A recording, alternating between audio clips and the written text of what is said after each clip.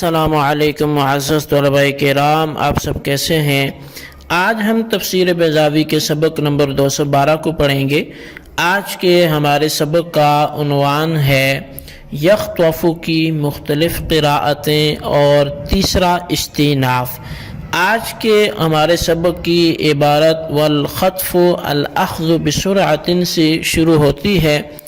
آج کے سبق میں ہم سب سے پہلے تو یخطف ابصارہم، یکاد البرق یخطف ابصارہم میں جو لفظ یخطف ہے اس پر بحث کریں گے کہ اس کی کتنی قراءتیں منقول ہیں اور کس کس باب سے ہیں، اور دوسرے نمبر پر پھر ہم کلما اضاء لهم مشوا فیہ کی ترکیبی حوالے سے اور معنوی حوالے سے وضاحت کریں گے کہ اس کا مطلب کیا ہے اور ترکیب کے اعتبار سے ما قبل سے ربط کیا ہے۔ تو آئیے سب سے پہلے ہم آج کے سبق کی عبارت پڑھ کے اس کا ترجمہ کرتے ہیں، اس کے بعد پھر باقاعدہ وضاحت کی طرف بڑھتے ہیں۔ مصنف علیہ رحمہ لکھتے ہیں والخطف الاخذ بسرعۃ، کہ خطف یہ جلدی سے کسی چیز کو لینا، یعنی جھپٹ لینا، اچک لینا، اس معنی میں آتا ہے۔ وقرئ یخطف بکسر الطاء، اور اس کو یخطف طاء کی کسرہ کے ساتھ بھی پڑھا گیا ہے۔ وَيَخَطِّفُ عَلَىٰ أَنَّهُ يَخْتَطِفُ فَنُقِلَتْ فَتْحَةُ التَّاءِ إِلَى الْخَاءِ ثُمَّ أُدْغِمَتْ فِي الطَّاءِ، اور اسی طرح اس کو یخطف بھی پڑھا گیا ہے اس بنیاد پر کہ یہ اصل میں افتعال سے یخطف تھا، پھر تا کے فتح کو خا کی طرف نقل کر لیا گیا، پھر طا میں ادغام کر دیا گیا تو یخطف ہو گیا۔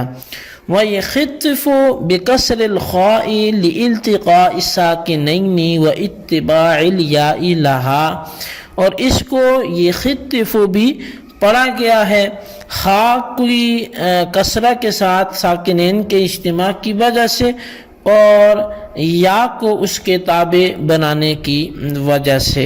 وَيَتَخَطَّفُ، اور اس کو یتخطف بھی پڑھا گیا ہے۔ كُلَّمَا أَضَاءَ لَهُم مَشَوْا فِيهِ وَإِذَا أَظْلَمَ عَلَيْهِمْ قَامُوا، اور جب ان پر وہ روشن ہوتی تو وہ اس میں چلتے، اور جب ان پر اندھیرا چھا جاتا تو ٹھہر جاتے۔ استئناف ثالث، یہ تیسرا جملہ مستأنفہ ہے۔ کأنہ قیل، گویا کہ یہاں پر سوال کیا گیا، ما یفعلون فی تارتی خفوق البرق وخفیتہ فأجیب بذالک، سوال یہ کیا گیا کہ وہ منافقین اس بجلی کے چمکنے کی حالت میں اور اس کے نہ چمکنے کی حالت میں پھر کیا کرتے تھے، تو یہاں سے ان کی اس حالت کا جواب دیا گیا۔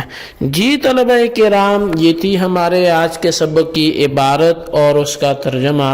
اب آئیے ہم اس کی وضاحت کی طرف بڑھتے ہیں اور دیکھتے ہیں کہ مصنف علیہ رحمہ ان دو مضامین کو کہ خطف کی قراءتیں کیا ہیں اور پھر دوسرے نمبر پر کلما اضاء لهم مشوا فیہ کا معنی اور ما قبل سے ترکیبی ربط کیا ہے، اس کو ہمیں مصنف کیسے سمجھاتے ہیں۔ تو سب سے پہلے اگر ہم خطف کے اوپر بات کریں تو خطف کے معنی اچک لینے، جھپٹ لینے کے ہیں، اور یخطف چونکہ اسی سے بنا ہے اور اسی سے مشتق ہوا صیغہ ہے، مشتق منہ خطف ہے، تو یخطف فعل مضارع کا واحد مذکر غائب کا صیغہ ہے، اور اس میں یہاں پر 5 قراءتیں ہیں۔ پہلی تو یہ ہے کہ جو مشہور اور معروف قراءت ہے اور فصیح تر قراءت ہے وہ تو وہی ہے کہ یخطف، اس کو باب سمع یسمع سے مضارع کا صیغہ پڑھا جائے اور طا کے فتحہ سے پڑھا جائے، یعنی خاطف یخطف، یہ تھی اس کی پہلی قراءت۔ دوسری قراءت یہ ہے کہ طا کے کسرہ کے ساتھ اور باب ضربا یضرب سے اسے پڑھا جائے، جیسے ضربا یضرب تو خطف یخطف، تو پھر دوسرے نمبر پر اس کو اگر پڑھا جائے گا تو جو یخطف ہوگا یہ غیر فصیح قراءت ہے اور یہ اخفش سے منقول ہے۔ اور تیسری جو اس کی قراءت ہے وہ یا اور خا کے فتح کے ساتھ اور طا مشددہ کے کسرہ کے ساتھ، یعنی یخطف، اس کے ساتھ اس کی پڑھا جائے۔ اچھا، اس قراءت کی بنیاد اس بات پر ہے کہ یخطف اصل میں یختطف تھا، یعنی اجتنب یجتنب، اختطف یختطف، افتعل یفتعل، یہ باب افتعال سے واحد مذکر غائب فعل مضارع کا صیغہ ہوگا۔ اب یہ پھر یختطف سے یخطف بنا کیسے؟ تو کہتے ہیں تا متحرک ہے، ما قبل اس سے اس کے خا ساکن ہے، تو تا کی حرکت نقل کر کے خا کو دے دی، پھر تا کو طا سے بدل کر طا اصلیہ میں مدغم کر دیا تو یخطف ہو گیا۔ اچھا، چوتھی قراءت جو ہے وہ یخطف کی بجائے یخطف، یا خا طا ان تینوں کے کسرہ کے ساتھ پڑھی گئی ہے۔ اب خا پر کسرہ آیا اجتماع ساکنین کی وجہ سے اور یا پر خا کے تابع ہو جانے کی وجہ سے، یعنی اس قراءت کی بھی جو اصل تھی وہ یختطف ہی تھی، لیکن تا کو ساکن کر کے طا سے بدل دیا۔ اب اجتماع ساکنین ہوا تو خا اور طا کے درمیان پھر لہٰذا خا کو کسرہ دیا گیا، کیونکہ قاعدہ ہے کہ الساکن اذا حرک حرک بالکسر، کہ جب بھی ساکن کو کوئی حرکت دی جاتی ہے تو پھر اسے کسرہ سے ہی حرکت دی جاتی ہے۔ طا اول کو طا ثانیہ میں مدغم کر دیا تو یخطف ہوا، پھر یا مضارع کو کسرہ خا کی اتباع میں دے دیا گیا، چونکہ خا پر بھی کسرہ تھا تو یخطف سے یخطف ہو گیا۔ اچھا، یہ جو تھا وہ 4 قراءتیں یہاں پر مکمل ہوئی۔ پانچویں اور آخری قراءت جو ہے یخطف کی، وہ یتخطف اسباب تفاعل سے ہے، جسے یتقبل یتخطف، اور یہ قراءت بھی متعدی ہے۔ بہرحال یہ تو مختلف قراءتیں تھیں جو آپ کے سامنے رکھی، اصل اس میں یہی ہے، وہ ایک ہی قراءت ہے جو باب سامع یسمع سے ہے کہ خطف یخطف۔ اور پھر بلکہ کلما اضاء لهم مشوا فیہ میں جو بات کی تو وہ یہ کہ جب بھی ان پر اندھیرا کچھ روشنی ہو جاتی تو وہ پھر اس میں چلنے کی کرتے۔ اب یہ اصل میں تیسرا استئناف ہے، اور استئناف کی وہی بات ہے کہ اس کے پیچھے سوال موجود ہوتا ہے۔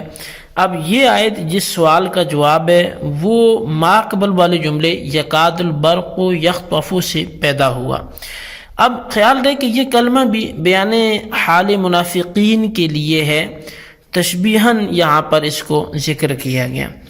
آیت کا مفہوم یہ ہوگا کہ جب اسلام کی کامیابیاں دیکھتے ہیں وہ منافق، تو ان منافقین کے قدم وہ اضطرارً اسلام کی طرف بڑھنے لگتے ہیں، کیونکہ اسلام بڑھ رہا ہے، ترقی کر رہا ہے، عروج مل رہا ہے، مال آ رہا ہے، عزت مل رہی ہے، تو وہ اضطرارً آگے بڑھتے، یعنی مجبوراً ان کو اپنے بھلا چاہیے ہوتا اور ان کو اپنا دنیا کا لالچ ہوتا، اپنا مقصد ہوتا، تو وہ آگے بڑھنے کی کوشش کرتے۔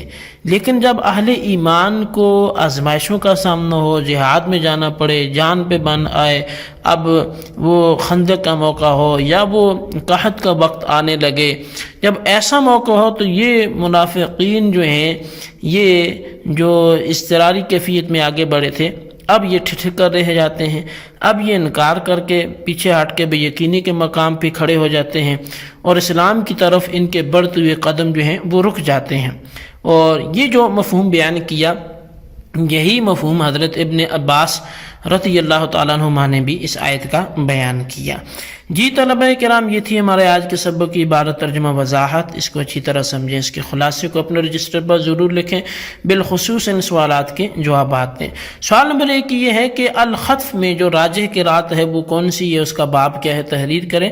اور سوال نمبر 2 یہ ہے کہ ابن عباس نے کلما اضاء لهم مشوا فیہ کی تفسیر کیا کی، اس کا مفہوم جو ہے وہ آپ ضرور بیان کریں۔ اللہ تبارک و تعالیٰ سے دعا ہے جو کچھ ہم نے پڑھا سنا اسے یاد رکھنے کی توفیق نصیب فرمائے، آمین بجاہ النبی الامین صلی اللہ علیہ وسلم۔